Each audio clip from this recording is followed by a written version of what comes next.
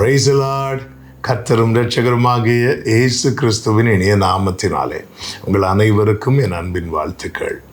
இந்த நல்ல நாளை காண செய்த தேவனுக்கு ஸ்தோத்திரம் உண்டாவதாக. கர்த்தருடைய கிருபை உங்கள் அனைவரையும் சூழ்ந்து கொள்வதாக.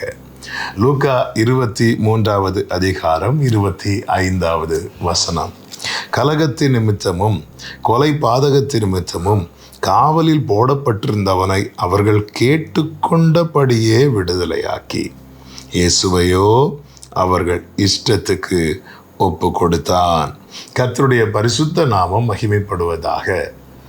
இந்த நாட்களிலே அதிகமாய் எல்லா சபைகளிலுமே ஆண்டவராகிய இயேசு கிறிஸ்துவின் சிலுவை பாடு மரணத்தை குறித்ததான தியானங்கள் இருக்கும்.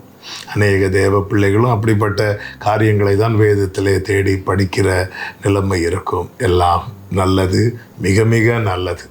அதே நேரத்தில் இந்த நாட்களில் அதிகமாய், இந்த நாட்களில் என்றல்ல, ஒவ்வொரு நாளும் நாம் நினைவு கூற வேண்டிய காரியங்களில் ஒன்றென்ன தெரியுமா? நாம் எப்படி விடுதலையாக்கப்பட்டோம், எப்படி விடுதலையாக்கப்பட்டோம். இங்கே பரபாஸ் என்கிறவனை குறித்து சொல்லப்பட்டிருக்கிறது.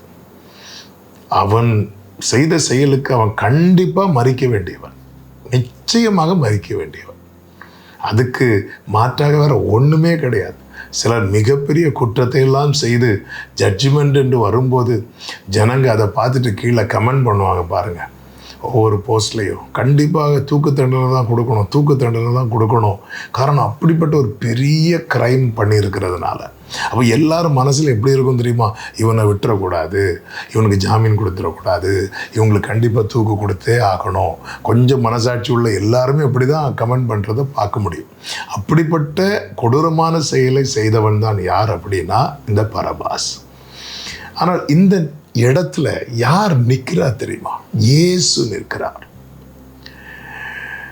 இயேசு நிற்கிறதுனால அந்த இடத்துல வேதம் சொல்லுகிறது, பரபாஸ் விடுதலையாக்கப்பட்டு இயேசு ஒப்பு கொடுக்கப்பட்டார். கண்டிப்பாக மரிக்க வேண்டியவன் யாரு? பரபாஸ். கண்டிப்பாக மரிக்க வேண்டியவர் இல்லை யார் தெரியுமா? இயேசு. ஏனென்றால் அவரிடத்தில் ஒரு குற்றமும் இல்லை. பரபாசுகிட்ட மொத்த குற்றமும் இருக்கு. எல்லா குற்றத்தை உடையவன் விடுவிக்கப்படுகிறான். ஒரு குற்றமும் இல்லாதவர் ஒப்பு கொடுக்கப்பட்ட போது. இந்த நாளில் என்னை கேட்கிற அன்பு சகோதரா சகோதரி, நாம் எப்படி விடுவிக்கப்பட்டோம் தெரியுமா? எப்படி மீட்கப்பட்டோம் தெரியுமா? எப்படி நாம் ஆக்கினின்று தப்புவிக்கப்பட்டோம் தெரியுமா? பாவத்தின் சம்பளம் மரணம். அந்த மரணத்திலிருந்து எப்படி நாம் தப்புவிக்கப்பட்டோம் தெரியுமா? எந்த ஒரு குற்றமும் செய்யாத நம் ஆண்டவராகிய இயேசு கிறிஸ்து நமக்காய் ஒப்பு கொடுக்கப்பட்ட போது, இந்த வசனத்திலே சொல்லப்பட்டிருக்கிறது, இயேசுவையோ அவர்கள் இஷ்டத்துக்கு ஒப்பு கொடுத்தார். அப்படி ஒப்பு கொடுக்கப்பட்டவர் என்னெல்லாம் நிந்தனைக்குள்ளானார் என்று வேதம் சொல்லுகிறது. அவர் முகத்தில் காரி உமிழ்ந்தார்கள், அவர் ரோமத்தை பிடித்து இழுத்தார்கள், கண்ணை கட்டி தலையிலே கொட்டினாங்க. அவங்களுக்கு என்னெல்லாம் தோணுதோ அதையெல்லாம் செய்கிறாங்க.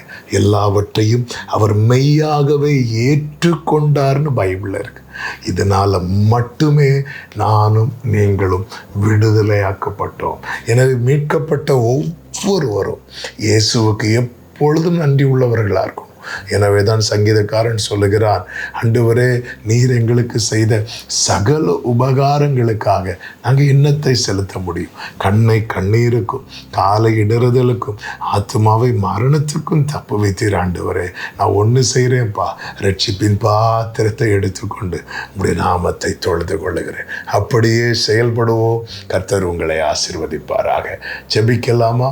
எங்கள் நல்ல தகப்பனே, நீர் ஒப்பு கொடுக்கப்பட்டீர், நாங்கள் விடுவிக்கப்பட்டோம்.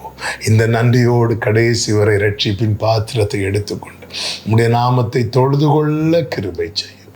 இயேசுவின் நாமத்தில் பிதாவே, ஆமென்.